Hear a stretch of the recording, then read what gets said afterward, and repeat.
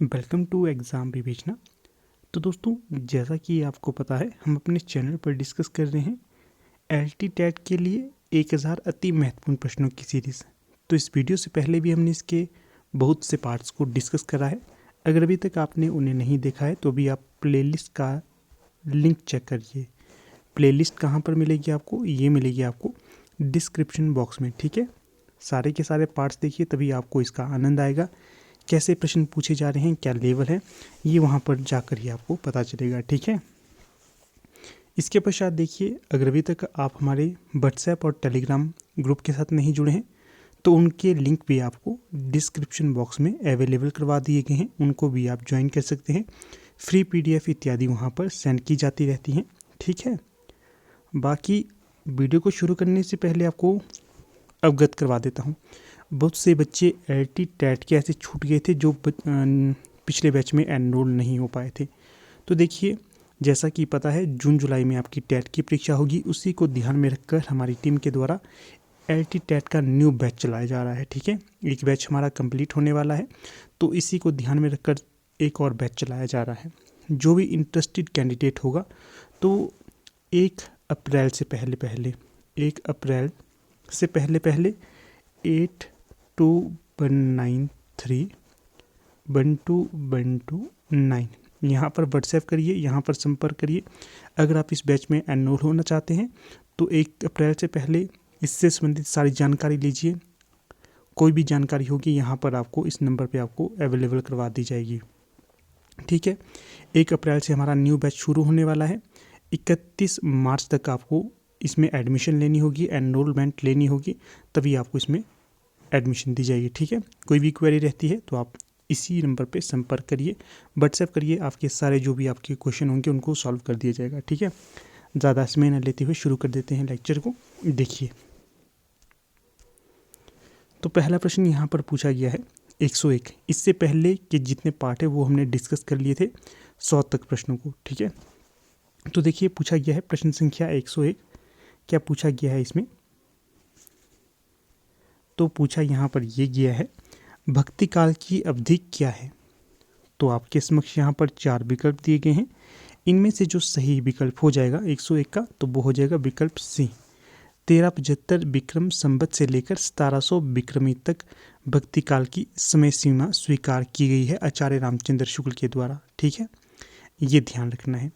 अगर आदिकाल का पूछा जाए, 1050 से 1375 तक आदिकाल का था, 1375 से 1700 तक भक्ति काल का, 1700 से लेकर 1900 तक रीतिकाल का, 1900 से आधुनिक काल तक ये आधुनिक काल का, ये वर्तमान काल का समय आचार्य रामचंद्र शुक्ल के द्वारा निर्धारित किया गया था।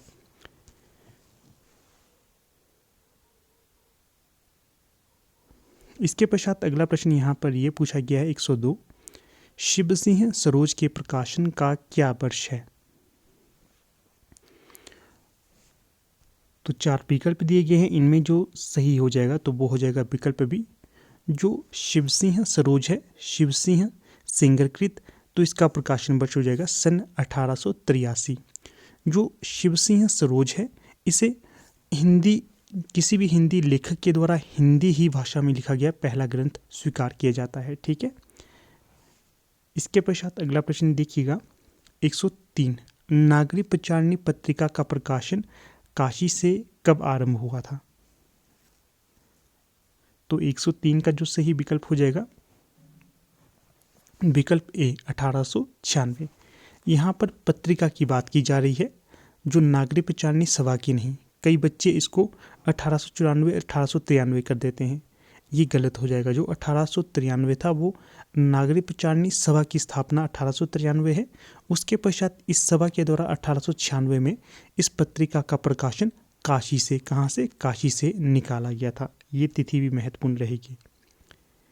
अगला प्रश्न 104। प्रेमचंद ने हंस प्रकाशन का कार्यभार कब शुरू किया था? जो हंस पत्रिका का इसका प्रकाशन, तो 104 का जो सही विकल्प हो जाएगा ये किया गया था 1930 ईस्वी से। ध्यातव्य यह है कि जो हंस पत्रिका है मुंशी प्रेमचंद के द्वारा जब ये शुरू की गई थी, कुछ आर्थिक मंदी के कारण ये बंद हो गई थी। फिर इसका पुनः प्रकाशन किया गया था राजेंद्र यादव के द्वारा। ठीक है, अगला प्रश्न अब देखिएगा 105, आज का प्रकाशन कब हुआ। ये आज जो है ये पत्रिका है, इसका प्रकाशन पूछा गया है कब हुआ था। ये 105 का जो सही विकल्प हो जाएगा 1920 में आज पत्रिका का प्रकाशन हुआ था। फिर अगला प्रश्न है 106, अज्ञे द्वारा रचित उपन्यास कौन सा है। जो अज्ञे है ये कहानीकार थे, उपन्यासकार थे और काव्यकार थे। कविता बहुत ज़्यादा लिखते थे, कई निबंध भी इनके द्वारा लिखी गई हैं, आलोचना भी लिखी गई हैं। जिस प्रकार से आधुनिक काल में भारतेंदु हरिश्चंद्र का योगदान था, उसी तरह से जो आधुनिक काल था, ठीक है, उसमें भी अज्ञे एक भारतेंदु की तरह जाने जाने वाले लेखक माने जाते हैं। ठीक है, तो यहाँ पर देखिए जो अपने अपने अजनबी हैं, ये अज्ञे द्वारा रचित उपन्यास है। ठीक है, अपने अपने अजनबी। शेखर एक जीवनी, यह भी इन्हीं का उपन्यास माना जाता है। फिर है 107, हामिद का आमीना के साथ क्या संबंध था। तो जो 107 का सही विकल्प हो जाएगा दादी का। हामिद का आमीना के साथ दादी का संबंध थी। जो आमीना थी ये हामिद की दादी थी। ठीक है, ईदगाह, ये जो कहानी मुंशी प्रेमचंद्र की है वहाँ से ये प्रश्न लिया गया है। अगला प्रश्न है, मलबे का मालिक कहानी का लेखक कौन है। तो सही विकल्प हो जाएगा जो मोहन राकेश है, इनके द्वारा मलबे का मालिक नामक कहानी लिखी गई थी। फिर देखिए जो मोहन राकेश है मुख्य तौर पर ये नाटककार के तौर पर जाने जाते हैं। बहुत सुंदर सुंदर नाटक इनके द्वारा दिए गए हैं, जैसे कि आपका एक हो गया आषाढ़ का एक दिन, आधे अधूरे, ये इनके काफ़ी प्रचलित नाटक माने जाते हैं। ठीक है, फिर यहाँ से एक तथ्य आपको बताता हूँ, जो मन्नू भंडारी का उपन्यास है, कौन सा है, इनके उपन्यास का क्या नाम है। तो इनका उपन्यास है आपका बंटी। आपका बंटी जो उपन्यास है मन्नू भंडारी का, देखिएगा जो ये उपन्यास है इसमें जो बंटी नामक एक करैक्टर है, जिसमें आपका बंटी में एक बंटी नामक का पात्र है, उसकी त्रासदी के बारे में बताया गया है। किस प्रकार से ये त्रासदी हुई थी, किस प्रकार से उसके बाल मनोविज्ञान को दिखाया गया है कि उसके माँ बाप के डिवोर्स के कारण उसको आखिरकार कहाँ पर जाकर रहना पड़ता है, हॉस्टल में जाकर रहना पड़ता है अपने माँ और पिता से दूर रहकर। फिर देखिएगा जो वो बंटी नामक पात्र है ये उठाया गया था जो मोहन राकेश और इनकी पत्नी के बीच तलाक हुआ था, उस करैक्टर, इनके बच्चे को करैक्टर मानकर ये आपका बंटी लिखा गया है। ठीक है, मेरे कहने का तात्पर्य आप समझ रहे हैं ना। जो मोहन राकेश है और इनकी पत्नी थी, इनके बीच में डाइवोर्स हो गया था।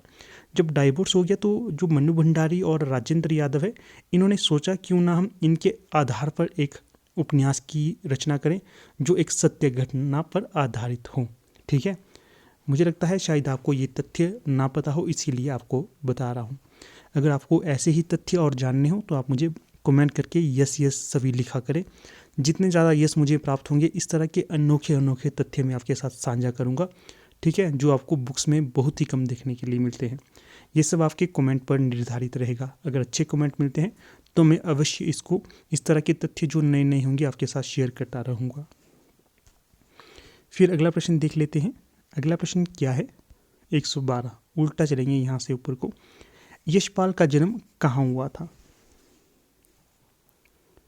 तो जो सही विकल्प हो जाएगा, यशपाल का जन्म हुआ था पंजाब के फिरोजपुर छावनी में।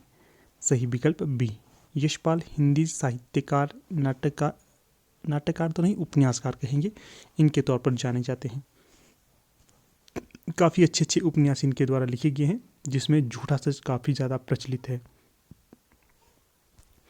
अगला प्रश्न है 111, चंद्रधर शर्मा गुलेरी ने काशी नागरी प्रचारणी पत्रिका का संपादन किन वर्षों में किया था। बहुत सुंदर प्रश्न।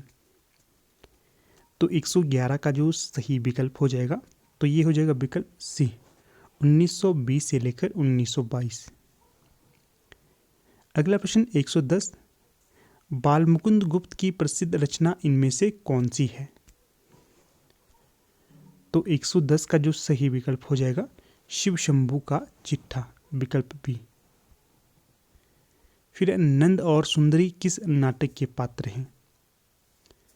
तो जो 109 का सही विकल्प हो जाएगा तो ये हो जाएगा विकल्प भी, लहरों का राजहंस। जो लहरों के राजहंस से आधे अधूरे हैं, आषाढ़ का एक दिन है, ये तीनों किसके नाटक होंगे? ये आप बताइएगा। अभी पीछे मैंने इसका उत्तर आपको बताया था, यहाँ पर मैं चाहूँगा कि आप सही उत्तर दें सभी। एक और बात, आप लोग कमेंट नहीं करते हैं, पता नहीं क्यों नहीं करते हैं। चलिए कोई बात नहीं, नहीं करते हैं तो कौन करवा सकता है ज़बरदस्ती। 113 पंचम वेद किसे कहा जाता है? नाट्य वेद को पंचम वेद कहा जाता है। किसके द्वारा कहा गया था? ये कहा गया था भरत मुनि के द्वारा।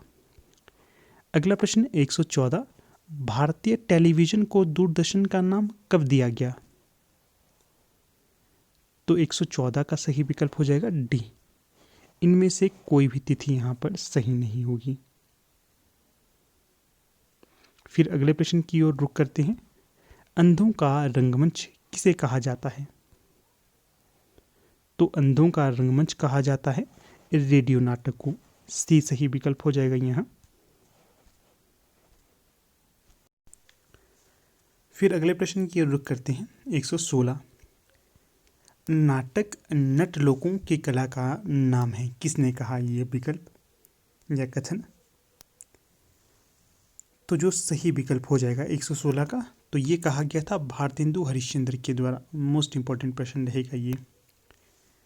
नाटक नट लोगों की कला का नाम है, ये भारतेंदु हरिश्चंद्र ने कहा है, ध्यान रखिएगा। फिर है 120 जीने की कला निबंध किस लेखक का है? जीने की कला निबंध है ये किसका होगा? तो जो सही विकल्प यहाँ पर होगा तो वो हो जाएगा विकल्प ए, महादेवी वर्मा के द्वारा इसे लिखा गया है जीने की कला निबंध को। 120 का सही विकल्प ए। अगला है 119 टीवी सीरियल को हिंदी में क्या कहा जाता है? धारावाहिक। टीवी सीरियल को हिंदी में धारावाहिक कहा जाता है। अगला प्रश्न 118, इसमें पूछा गया है मेलोड्रामा किसके निकट है? तो जो मेलोड्रामा है ये माना जाता है आपके एकांकी के निकट, विकल्प सी। अगला है आधुनिक युग की मीरा किसे कहा जाता है? तो जो महादेवी वर्मा है इन्हें आधुनिक युग की मीरा कहा जाता है। ठीक है, जो महादेवी वर्मा है ये आपके जो छायावाद के 4 आधार स्तंभ है उनमें से एक मानी जाती हैं। ठीक है, छायावाद के 4 आधार स्तंभ कौन कौन है? जयशंकर प्रसाद, निराला, सुमित्रा नंदन पंत, महादेवी वर्मा।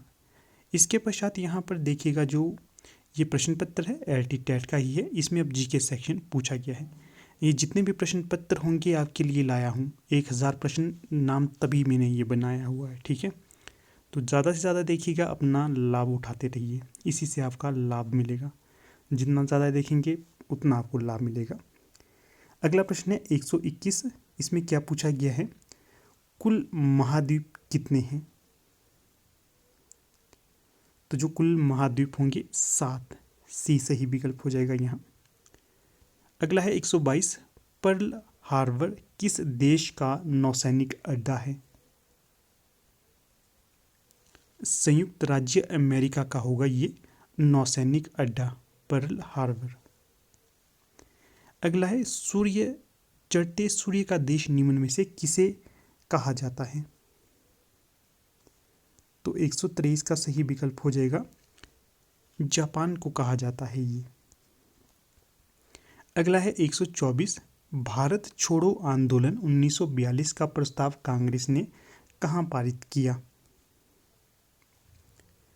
तो 124 का जो सही विकल्प हो जाएगा तो ये हो जाएगा आपका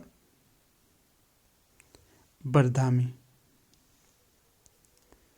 फिर 125 की ओर चलते हैं।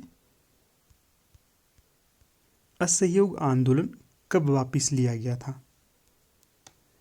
तो ये लिया गया था 12 फरवरी 1922, जब चोरा चोरी की घटना हुई थी उस समय।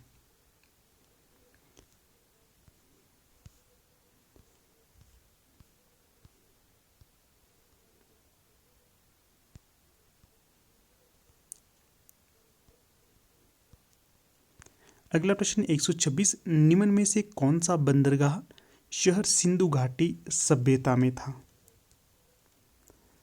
तो 126 का सही विकल्प लोथल। लोथल कहाँ पड़ता है? वर्तमान गुजरात में। अगला प्रश्न 127, भारतीय राष्ट्रीय कांग्रेस के कौन से अधिवेशन में पूर्ण स्वराज्य की घोषणा की गई? 127 का सही विकल्प लाहौर अधिवेशन में। अगला है 128, भारतीय नेपोलियन निम्न में से कौन था? तो जो समुद्रगुप्त है, इन्हें भारत का नेपोलियन कहा जाता है, क्योंकि इन्होंने अपने पूरे जीवन में कभी भी कोई युद्ध नहीं हारा था, हर जगह इनके द्वारा विजय प्राप्त की गई थी। 129, चाणक्य को निम्न में से किस नाम से जाना जाता है? जो मौर्य साम्राज्य के संस्थापक थे चाणक्य, इन्हें जाना जाता था आपके विष्णुगुप्त के नाम से।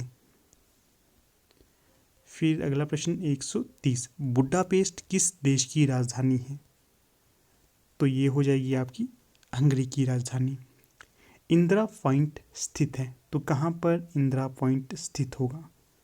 तो ये अंडमान निकोबार में स्थित होगा। 131 का सही विकल्प डी।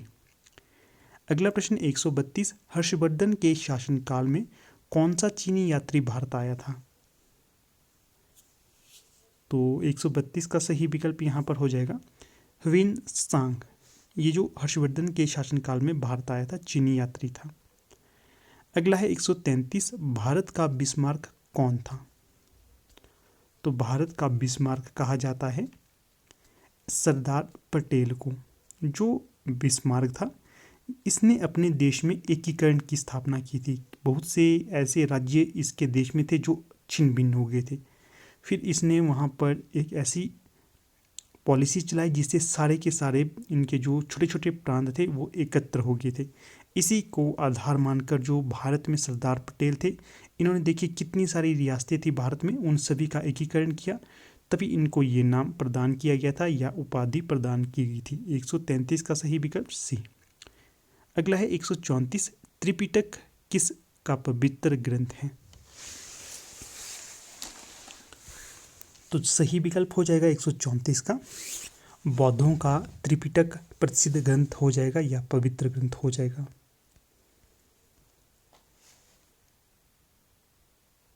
अगला प्रश्न देखिएगा 135, जब भारत आज़ाद हुआ तब इंग्लैंड के प्रधानमंत्री कौन थे? तो जो 135 का सही विकल्प हो जाएगा विकल्प ए, क्लीमेंट एटली। ठीक है, 135 का सही विकल्प ए। फिर देखिए, वीडियो में आगे बढ़ने से पहले आपको अवगत करवा देता हूँ, जैसे कि मैंने वीडियो के शुरू में ही कहा, बहुत से ऐसे एलटी टेट के कैंडिडेट थे जो पहले के बैच में एनरोल नहीं हो पाए थे। उन्हीं की समस्या को ध्यान में रखकर अब हमारी टीम के द्वारा नया बैच शुरू किया जा रहा है एलटी टेट वालों के लिए। देखिएगा, जो ये बैच है ये कब से शुरू होगा? 1 अप्रैल 2023 से। जितनी जल्दी आप इसमें एनरोल हो सकते हैं, जल्दी से जल्दी एनरोल होइएगा। पहली बात तो ये कह देता हूँ, इसके पश्चात हमारा कोई बैच नहीं चलेगा। देखिएगा, हमारी टीम के द्वारा जितने भी बैच आज तक चलाए गए हैं वो सब सफल हुए हैं। कोई भी ऐसा बैच नहीं रहा जहाँ पर कैंडिडेट सफल नहीं हुए हो। एक नेचुरली प्रोसेस के हिसाब से कहा जा सकता है, 1-2 बच्चे तो रहते ही हैं, वो उनकी गलती के आधार पर रहते हैं, क्योंकि वो स्वयं मेहनत नहीं करते हैं, तो उन्हें असफल होने से भी कोई नहीं रोक सकता। मान लीजिए जिस प्रकार मैं आपको स्टडी करवा रहा हूँ, उसी हिसाब से आप स्टडी करते रहेंगे तो आपका कमीशन भी क्रैक होगा ही होगा, ये मैं आपको लिख कर कह सकता हूँ। टैट तो कोई बड़ी बात नहीं है, बहुत अच्छे से आपको तैयारी करवाई जाती है हमारी टीम के द्वारा। ठीक है, फिर यहाँ पर एक छोटा छोटा आपको ओवरव्यू दे देता हूँ, यहाँ पर क्या क्या कब कब कितने बजे मिलेगा, कैसा क्या है। देखिए, रोज़ सुबह आपको 8 बजे चैप्टर 22 टॉपिक के अनुसार रिकॉर्डेड वीडियो लेक्चर मिलेगा रिकॉर्डेड। यहाँ पर फिर से रिपीट करूँगा, रिकॉर्डेड की बात की जा रही है। ऐसा नहीं है कि आपको बाद में मैं कहूँगा कि मैंने रिकॉर्डेड की बात नहीं की थी। रिकॉर्डेड लेक्चर मिलेंगे, लाइव नहीं होगा, क्योंकि स्वयं मेरे पास इतना समय नहीं होता है कि आपको लाइव दे पाऊँ। ठीक है, रिकॉर्डेड लेक्चर होंगे, ये टॉपिक वाइज होंगे, चैप्टर के हिसाब से होंगे, बहुत अच्छे लेक्चर होंगे। लगभग 1 घंटे का एक लेक्चर आपको डेली मिलेगा, डेली 1 घंटे का चैप्टर वाइज होगा। फिर देखिए, रोज़ लेक्चर की पीडीएफ भी आपको मिलेगी रोज़, ऐसा कोई दिन नहीं होगा जिस दिन ना मिले। फिर रोज़ टॉपिक के अनुसार टेस्ट रात 9 बजे होगा। देखिए, सबसे वैज्ञानिक और सबसे अच्छी जो मेथड होता है टीचिंग का, तो वो ये होता है, सुबह आप किसी टॉपिक को पढ़ाइए, फिर रात को उसका टेस्ट लीजिए। इससे ये होता है कि आपको जितने प्रश्न पूछे गए हों वो आपके मन में एकदम से आपको याद रह जाते हैं, कंठस्थ। हम सुबह 1 घंटे का लेक्चर देखेंगे, फिर उसी लेक्चर का रात 9 बजे टेस्ट भी लेंगे। सबसे बेस्ट मेथड और सबसे वैज्ञानिक मेथड होता है ये। ठीक है, फिर देखिए, साप्ताहिक टेस्ट भी आपके होते रहेंगे, वीकली टेस्ट भी होंगे। समय समय पर आपको LT टेट के जितने भी प्रश्न पत्र होते रहे हैं वो भी आपको प्रोवाइड करवाते रहेंगे हम। ठीक है, LT टेट हो गया, LT कमीशन हो गया, PGT हिंदी हो गया। मुख्य ध्यान हमारा LT टेट का रहेगा कि LT टेट के सारे प्रश्न पत्र आपको उपलब्ध करवा दें। जो इस बैच में एनरोल होगा उन्हीं के लिए सब चीज़ मिलेगी। फिर देखिए, GK के PYQ भी आपके लिए अवेलेबल करवाए गए हैं, अर्थात जितनी भी हिमाचल प्रदेश में परीक्षाएं होती थी, चाहे पटवारी की लीजिए, चाहे फिर आप NT की लीजिए, पुलिस की लीजिए, ये प्रश्न बनाए गए थे हमारे द्वारा पहले, वो आपको भी देता रहूँगा मैं। ये MCQ फॉर्मेट में होंगे, जैसे कि एक टॉपिक के हिसाब से करवाया जाता है वैसा नहीं होगा, MCQ बेस के आधार पर होंगे। ठीक है, फिर आपकी ये भी क्वेश्चन रहता है कि ये कोर्स कितने महीने चलेगा। ये पूरे 3 महीने चलेगा। 3 महीने में आपका पूरा हिंदी साहित्य कवर हो जाएगा। यहाँ पर GK आपके ज्ञान के लिए लाया हूँ, हमारा वैसे उद्देश्य नहीं होता है GK करवाना। हिंदी साहित्य हम आपको पूरा करवा देते हैं। जैसा कि पता ही होगा आपको, हिंदी साहित्य आता है 150 में से 120 का। अगर आप ढंग से स्टडी करेंगे तो आप 120 में से 105 से 110 नंबर तो हमारे इस साहित्य से ही ले लेंगे। बाकी GK भी थोड़ा पूरा आप ठीक कर लेंगे आप, अगर इसमें ज़्यादा स्वयं तैयारी करते हैं। ठीक है, तो ये मोटा मोटा ओवरव्यू हमारे द्वारा दिया गया है। फिर भी अगर आपकी कोई क्वेरी रहती है तो यहाँ पर देखिए, हमारा व्हाट्सएप नंबर है 8219312129। यहाँ पर आप व्हाट्सएप करिए, कोई भी आपकी क्वेरी रहेगी उसे हम सॉल्व कर देंगे। तो ठीक है, अब अपनी वीडियो की ओर रुख करते हैं।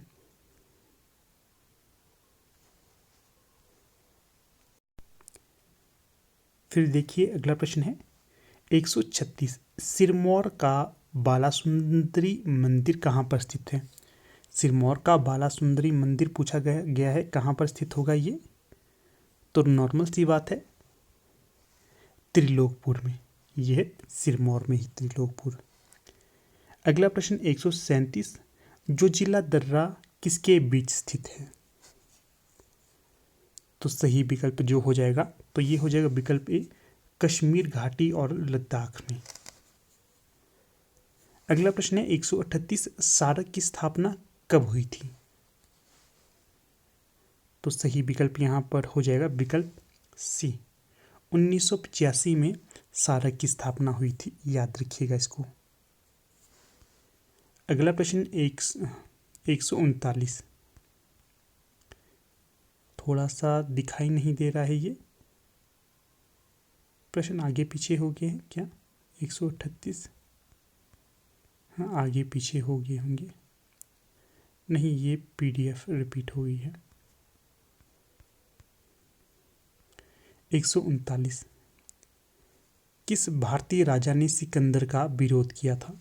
काफ़ी ज़्यादा प्रचलित है ये प्रश्न। तो ये जो विरोध किया गया था, तो ये राजा पोरस के द्वारा किया गया था, सी सही विकल्प। उस समय जो नंद था उसके द्वारा इसका साथ नहीं दिया गया था राजा पोरस के, नहीं तो पोरस और नंद मिलकर सिकंदर को भारत से खदेड़ देते। ठीक है, फिर अगला प्रश्न 140, आनंद मठ का लेखक कौन था। तो 140 का सही विकल्प हो जाएगा बंकिम चंद्र चट्टोपाध्याय, सी सही विकल्प। अगला प्रश्न 141, बक्सर का युद्ध किस वर्ष हुआ। तो 141 का सही विकल्प होगा 1764 ईस्वी में बक्सर का युद्ध लड़ा गया था। अगला है 142, रघुपति राघव राजा राम गीत की रचना किसने की? तो 142 का सही विकल्प हो जाएगा विकल्प डी, इनमें से कोई नहीं। महात्मा गांधी के द्वारा इस गीत की रचना नहीं की गई है, तो ध्यान दीजिएगा, काफ़ी रिपीटेड प्रश्न रहता है ये। अगला प्रश्न है 143, मनसबदारी प्रणाली किसने प्रारंभ की थी? तो ये अकबर के द्वारा प्रारंभ की गई थी। 143 का सही विकल्प यहाँ पर हो जाएगा अकबर। अगला प्रश्न 144, पृथ्वीराज चौहान को किसने पराजित किया? तो जो मोहम्मद गौरी थे, पृथ्वीराज चौहान को किसने पराजित किया था? मोहम्मद गौरी ने। देखिए, ऐसी बात होती है कि जो तराइन का युद्ध होता है, तराइन का प्रथम युद्ध, इसमें मोहम्मद गौरी को पृथ्वीराज चौहान के द्वारा पराजित कर दिया जाता है। ठीक है, फिर ऐसे ही कई युद्ध हुए थे बीच बीच में छुटपुट, उनमें भी पृथ्वीराज चौहान ने ही गौरी को हरा दिया और इसके ऊपर दया करके इसको छोड़ दिया। फिर जब अंतिम युद्ध होता है पृथ्वीराज चौहान और मोहम्मद गौरी के बीच, तो छल से ये एक युद्ध में पृथ्वीराज चौहान को हरा देता है। ठीक है, तो उसकी बात यहाँ पर की गई है। अगला है 145, 6 अगस्त 1945 को पहला एटम बम कहाँ गिराया गया था? तो ये हिरोशिमा पर गिराया गया था। 6 अगस्त 1945 को पहला एटम बम हिरोशिमा में गिराया गया था, जो कि जापान में है। फिर 9 अगस्त 1945 को दूसरा एटम बम नागासाकी पर गिराया गया था, इसका भी ध्यान रखना है। जो ये हिरोशिमा पे गिराया गया था इसका नाम था लिटिल बॉय, और जो नागासाकी पर गिराया गया था इसका नाम था फैट बॉय। अगला प्रश्न है, कुफरी निम्न में से किसके नज़दीक है? तो ये हो जाएगा आपके शिमला के नज़दीक, विकल्प बी सही। अगला है 147, विश्व में सबसे पुराने लोकतंत्र के नाम से प्रसिद्ध मलाना नामक स्थान किस जिले में स्थित है? तो ये कुल्लू हो जाएगा, विकल्प बी। अगला प्रश्न 148, चोलंग चोटी हिमाचल प्रदेश के किस जिले में स्थित है? तो जो चोलंग चोटी हो जाएगी, तो ये हो जाएगी आपकी कांगड़ा में। 148 का सही विकल्प डी हो जाएगा। अगला प्रश्न है 149, हिमाचल प्रदेश के बिलासपुर में नलबाड़ी मेला किस महीने मनाया जाता है? तो 149 का सही विकल्प हो जाएगा मार्च में। अगला प्रश्न है 150, झांझर किस जिले का प्रसिद्ध नृत्य है? तो जो झांझर है ये चंबा का प्रसिद्ध लोक नृत्य होगा। क्या है ये? नृत्य है। ये भी कई बार पूछा जाता है कि जो झांझर नामक एक लोक है, बताना है किस चीज़ के लिए प्रसिद्ध है। ऐसा नहीं, ऐसा प्रश्न पूछा जाएगा आपसे, जो चंबा में झांझर नामक एक चीज़ रहती है, ये किस चीज़ के लिए प्रसिद्ध है? क्या ये लोक नाट्य है, लोक नृत्य है, लोकगीत है, क्या है? अगर आपको आता होता तो ये कर देते हैं आप, लोक नृत्य है ये। ठीक है, ध्यान रखना है, क्या ये लोक नृत्य है? हाँ जी, जो झांझर है ये लोक नृत्य है।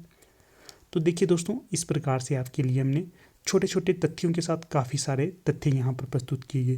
कहने के लिए मात्र हमने 50 प्रश्नों को देखा, अगर आप सारे तथ्यों को देखेंगे तो 70-80 ये तथ्य यहाँ पर हो जाएंगे। ठीक है, तो इस प्रकार से आप अपने तथ्यों को जुटाते रहिए, अपनी जो नोटबुक लगाइए वहाँ पर इनको लिखते रहिए, आपको इनका अवश्य लाभ मिलेगा।